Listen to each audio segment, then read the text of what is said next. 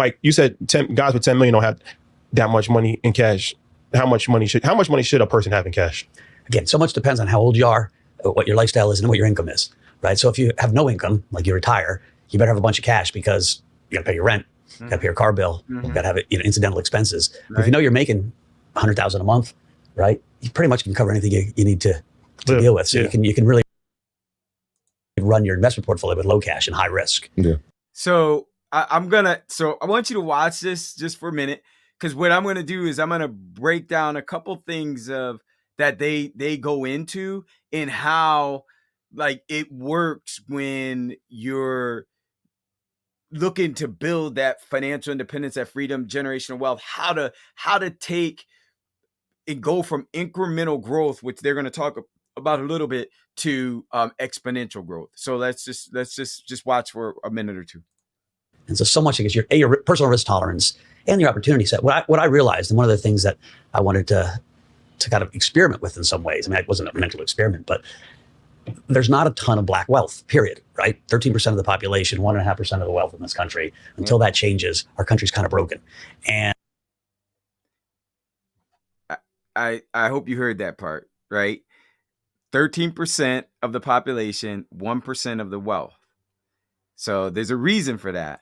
And one of the ways you create wealth is network, right? Mel is a stunningly good networker. You put him in any room and everyone likes him. Sure. I don't know if it's his big smile or dopey face. I don't know. And so, he went to the Milken conference. Next thing you know, he's going to Saudi Arabia. He's in the Mideast, and he's friends with everybody. He met you guys, right? So that ability to network.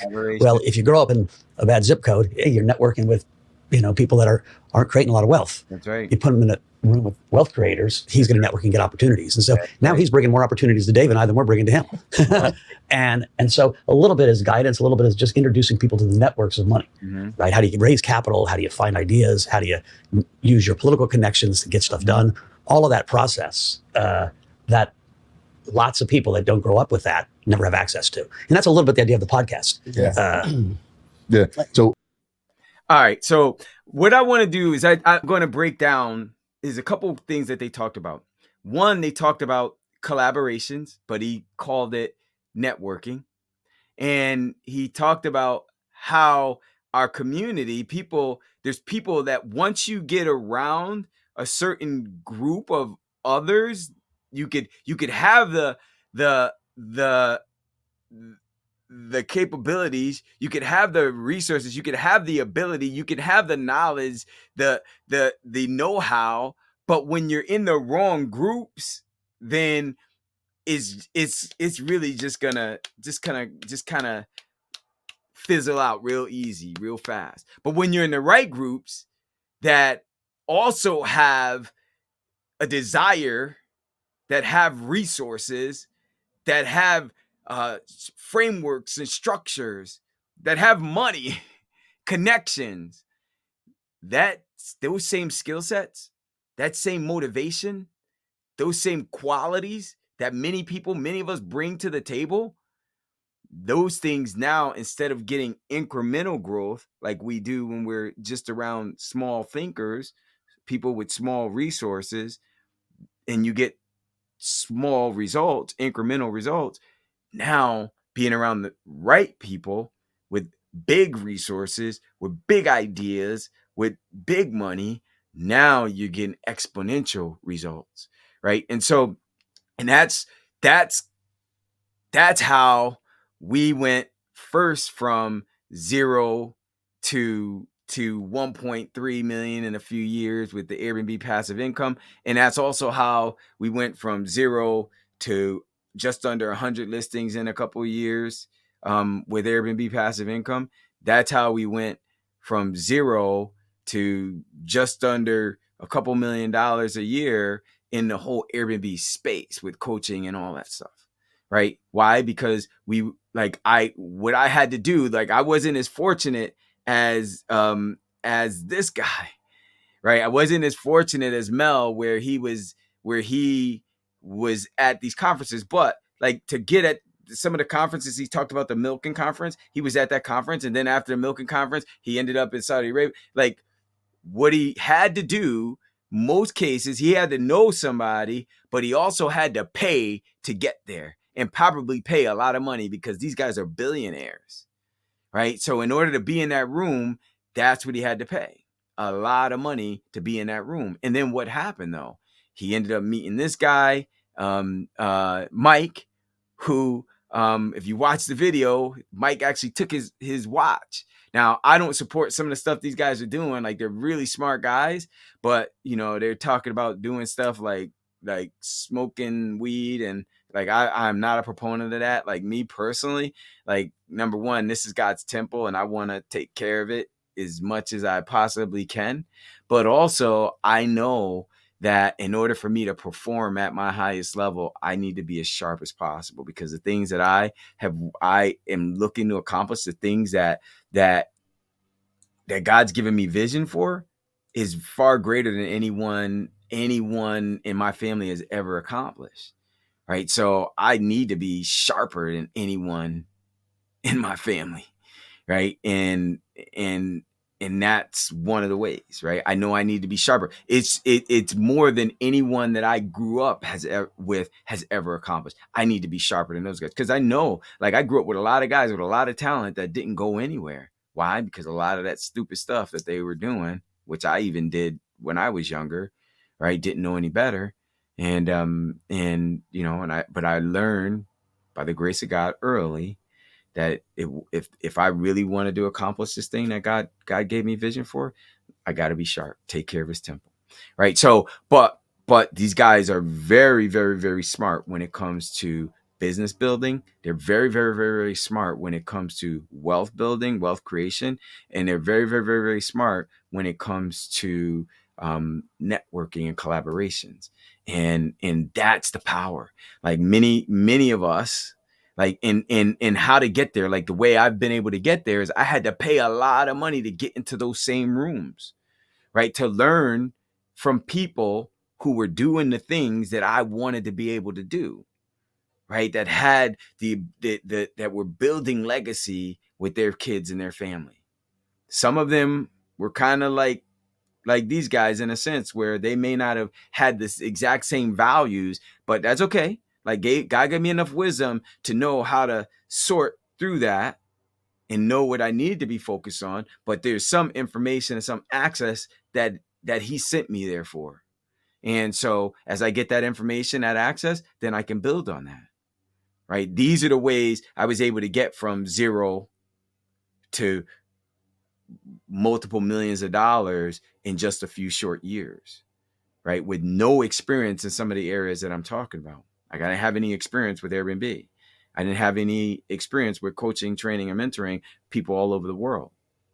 I had some experience, and I had a lot of experience with real estate. I had some experience with teaching and helping people, but not the way that we do it today.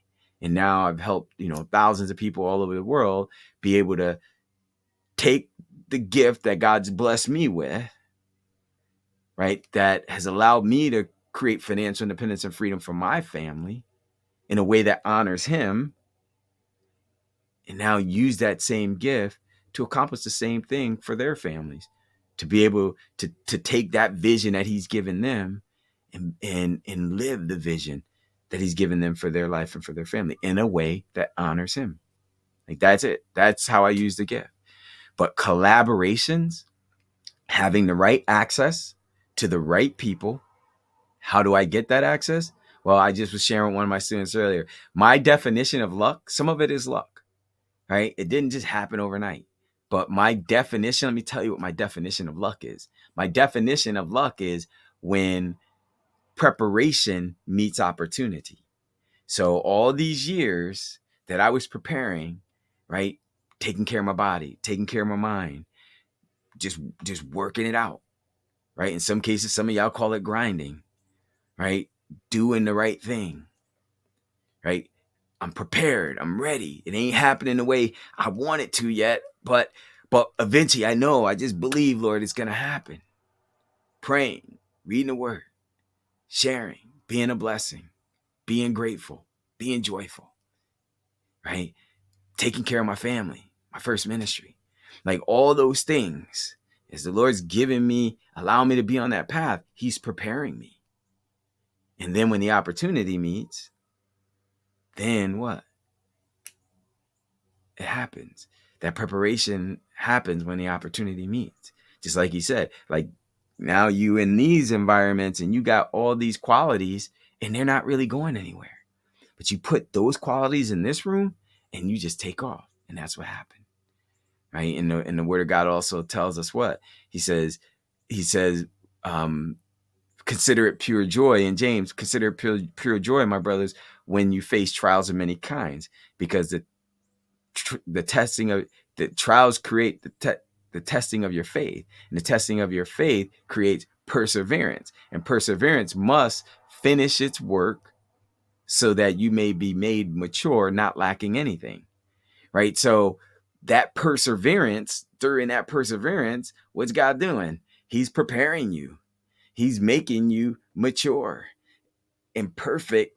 Now, again, this is one application. The interpretation, when he's talking about perfect, he's talking about he sees the beginning from the beginning to the end. So with all these mistakes, all these things that you're like, he already knows, because he says he's also faithful to complete the good work that he started in us. So he's going to complete the good work. He already knows what that good work completion looks like. Like, you will be made perfect. Right. So he already sees that. But what we see as we're going through it is like, he's forming us. We got to go through it. But now part of the application, though, not the, so one of the applications is as it applies here, as we're going through it, like, he's doing the same thing. He's preparing us. Right. He's preparing us. And in that preparation, we're being made mature to be able to do the thing that he's calling us to do in that space that he's calling us to do it in, for the purpose that he's calling us to do it for, so that now we can have the result that he's promised he'd give us in that gift, if we persevere. Right? If we just persevere. So again, perseverance, being in the right room with the right people, taking those gifts that he's given you.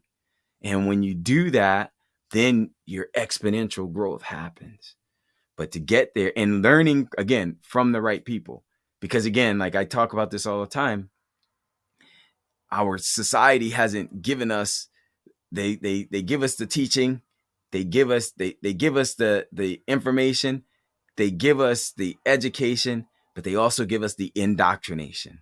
And that indoctrination it ain't so that we can build wealth. It's indoctrination. Well, it is so we can build wealth, but not for ourselves, for other people. It's not so that we can learn how to do it for ourselves. So the way you erase that is learning from, you still get the education, you still get the information, but you get it from people that are doing the thing that you want to be able to accomplish. None of our teachers and none of our professors were millionaires, right? None of them. They were all punching a clock. Most, not 99% of them weren't, right? There might have been 1% out there that was. Right, because there are some, depending on what school you went to, they're honorary professors, and they'll come in and do some of these things. Right, they're not worried about the money. It's just something they want to do. Right, so they'll do that. But the rest of the 99%, that ain't happening. So you're learning from people who are indoctrinated themselves. They don't know how to build wealth, but yet we're learning from them. So when we grow up and we go out and get jobs, we begin what? Pretty much making the same thing that they made. If it was high school teacher, $50,000 a year. If it's a professor, maybe, depending on the school, 60 or 150, 200,000, depending if you're in med school, 200, 250,000 a year. Guess what? You're making pretty much the same amount as they are. Right. So that's just incremental growth, probably better than what you were doing, better than your parents were doing, but it's incremental growth. We want exponential growth, and exponential growth is when we get around people that are actually doing it, let them teach us. Sometimes you got to pay. I've paid a lot of money to get around those people. Like I've paid enough money in one drop to be able to buy a house to just be in the room with certain people. My students, they do the same thing. They pay me a lot of money to be in the room, right? That's just how it works. But guess what? My life, my family's life, my kids' life, my grandchildren's life is different now and will be different for the rest of their lives because I went for the exponential growth, not the incremental. Right? So use those gifts. God's blessed you with them. Use those talents, use those passions. God's blessed you with them. But you use them the right way or with the right people, and everything your heart desires, if he placed it, right? He tells us, delight ourselves in him, and he shall give us the desires of our hearts. If he placed that seed of desire in your heart, everything that you desire that he's placed there, it will come to pass. Right? So hopefully this was helpful. If it was, subscribe to the channel, leave a comment, send you some great information, and then share the video. Share it. Right? You got this. God bless you. See you in the next video.